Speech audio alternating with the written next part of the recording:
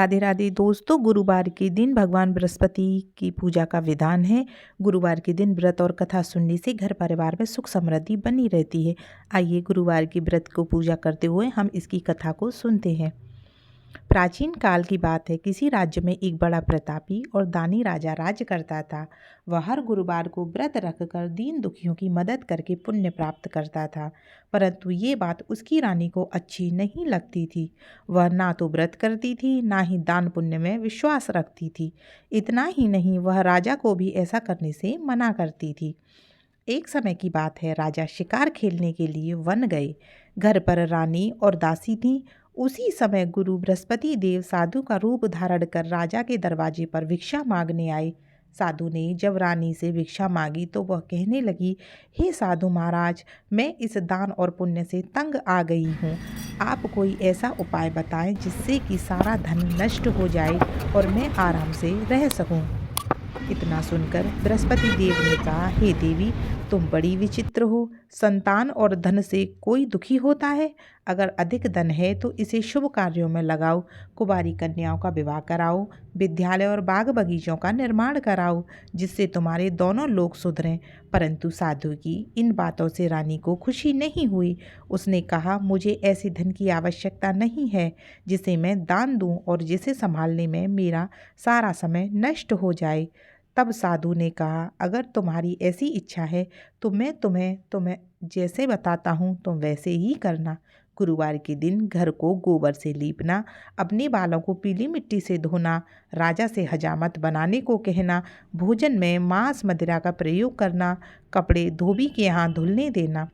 इस प्रकार 7 बृहस्पतिवार करने से तुम्हारा समस्त धन नष्ट हो जाएगा। इतना कहकर साधु के रूप में बृहस्पति देव अंतर्ध्यान हो गए। साधु की बातें सुनकर उन्हें पूरा करने के लिए रानी को केवल 3 बृहस्पति ही बीते थे कि उनकी समस्त धन संपत्ति नष्ट हो गई। भोजन के लिए राजा का परिवार तरसने लगा।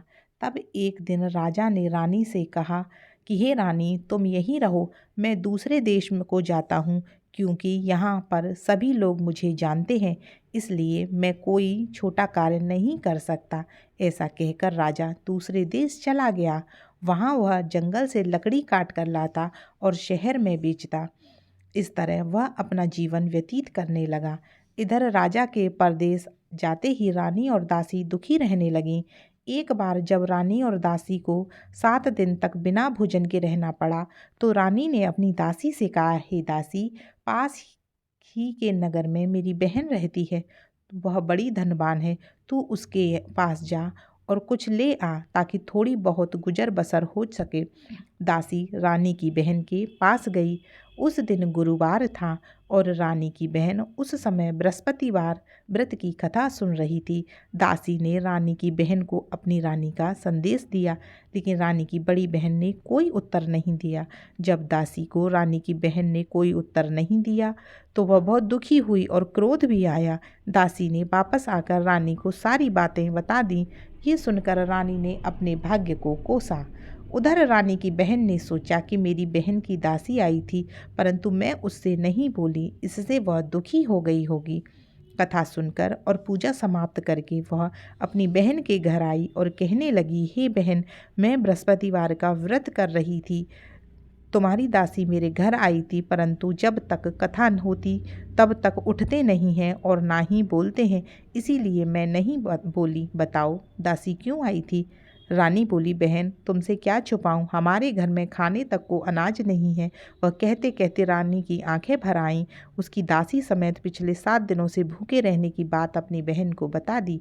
रानी की बहन बोली, देखो बहन, भगवान बृहस्पति देव सबकी मनोकामना को पूर्ण करते हैं। देखो, शायद तुम्हारे घर में अनाज रखा हो। पहले तो रानी को विश्वास नहीं हुआ, पर बहन के आग्रह करने पर उसने दासी को अंदर भेजा तो उसे सचमुच अनाज से भरा एक घड़ा मिल गया। ये देखकर दासी को बहुत हैरानी हुई। दासी रानी से कहने लगी, हे रानी, जब हमको भोजन नहीं मिलता तो हम व्रत ही तो करते हैं, इसीलिए क्यों ना इनसे व्रत और कथा की विधि पूछ ली जाए ताकि हम भी व्रत कर सकें। तब रानी ने अपनी बहन से बृहस्पति देव व्रत के बारे में पूछा। यानी बृहस्पति देव का व्रत करने के बारे में उसने अपनी बहन से पूछा। उसकी बहन ने बताया, बृहस्पतिवार के व्रत में चने की दाल और मुनक्के केले की जड़ में अर्पित करें, दीपक जलाएं, व्रत कथा सुने, पीला भोजन ही करें। इससे बृहस्पति देव और भगवान विष्णु प्रसन्न होते हैं। व्रत और पूजा की विधि बताकर रानी की बहन अपने घर लौट आई। 7 दिन के बाद जब गुरुवार आया तो रानी और दासी ने व्रत रखा। वह घुड़साल में जाकर गुड़ और चना ले आई। फिर उसने केले की जड़ और भगवान विष्णु की पूजा की। अब पीले भोजन की चिंता में दोनों बहुत दुखी हुए, क्योंकि उन्होंने व्रत रखा था, इसीलिए बृहस्पति देव उनसे प्रसन्न थे। वह एक साधारण व्यक्ति के रूप धारण करके 2 थालों में पीला भोजन दासी को दे गए। भोजन पाकर दासी प्रसन्न हुई और फिर रानी के साथ मिलकर भोजन ग्रहण किया। इसके बाद वह सभी गुरुवार को व्रत और पूजा करने लगी। बृहस्पति देव की कृपा से उनके पास फिर से धन संपत्ति आ गई, परंतु रानी फिर से पहले की तरह आलस्य करने लगी। तब दासी बोली, देखो रानी, तुम पहले भी इसी प्रकार आलस्य करती थी। तुम्हें धन रखने में कष्ट होता था, इसी कारण सभी धन नष्ट हो गया। और अब जब देव बृहस्पति की कृपा से धन मिला है तो तुम फिर से आलस्य करने लगी हो। रानी को समझाते हुए दासी ने कहा, बड़ी मुसीबतों के बाद हमने यह धन पाया है, इसीलिए हमें दान पुण्य करना चाहिए, भूखों को भोजन कराना चाहिए और धन को शुभ कार्यों में खर्च करना चाहिए। इससे तुम्हारे कुल का यश बढ़ेगा, स्वर्ग की प्राप्ति होगी और पितृ प्रसन्न होंगे। दासी की बात मानकर रानी अपना धन शुभ कार्यों में खर्च करने लगी। इससे पूरे नगर में उसका यश बढ़ने लगा। बृहस्पतिवार व्रत कथा के बाद श्रद्धा के साथ आरती की जानी चाहिए। इसके बाद प्रसाद बांटकर उसे ग्रहण करना चाहिए।